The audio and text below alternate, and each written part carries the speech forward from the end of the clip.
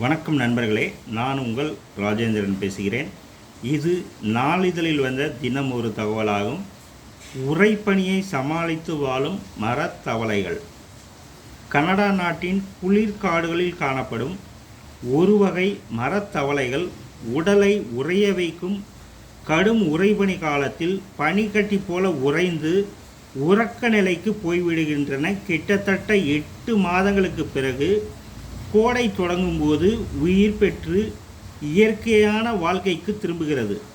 மரத்தவளைகள் இந்த உறைபனி காலத்தில் நீருக்கடியில் குளங்கள், ஏரிகள் மற்றும் நீரோடைகள் போன்ற இடங்களில் அசைவு இன்றி உறக்க நிலையில் இருப்பதைக் கண்டு ஆராய்ச்சியாளர்கள் வியந்தனர்.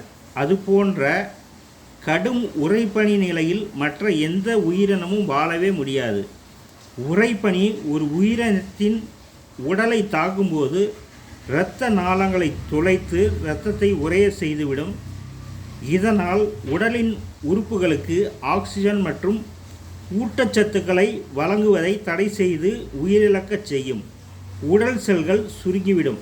ஆனால் மரத்தவளைகளில் இது எதுவும் நடக்கவில்லை. இது எப்படி சாத்தியம் என்று ஆய்வுகளில் இறங்கினர். அதில் குளிர்கால தொடக்கத்தில் மரத்தவளையின் வயிற்றுக்குழியை பனி விரைவாக நிரப்பி உள் உறுப்புகளை மூடுகிறது. தோல் மற்றும் தசையின் அடுக்குகளின் இடையில் பனிக்கட்டி படிகங்கள் உருவாகின்றன. கண்களின் லென்ஸ் உறையும் போது கண்கள் வெண்மையாக மாறும். அதே நேரத்தில் மரத்தவளையின் கல்லீரல் அதிக அளவு குளுக்கோஸை உற்பத்தி செய்கிறது. இது அதன் உடலில் உள்ள ஒவ்வொரு செல்லின் உள்ளும் பாய்கிறது. இந்த சர்க்கரை கரைசல் செல்கள் உறைவதை தடுக்கிறது மற்றும் செல்களின் உள்ளே உள்ள நீர் மூலக்கூறுகளை பிணைத்து நீர் இழப்பை தடுக்கிறது. ஒருபுறம் மரத்தவளையின் உடல் செல்கள் மற்றும் உறுப்புகளின் வெளிப்புறத்தை சுற்றி பனி உருவாக அனுமதிக்கிறது. மறுபுறம் செல்களின் உள்ளே பனி நுழைவதை அதன் உடலமைப்பு தடுத்து விடுகிறது.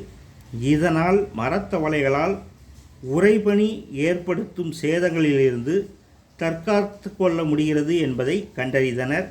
இது நாளிதழில் வந்த தினம் ஒரு தகவலாகும். வணக்கத்துடன் உங்கள் ராஜேந்திரன்.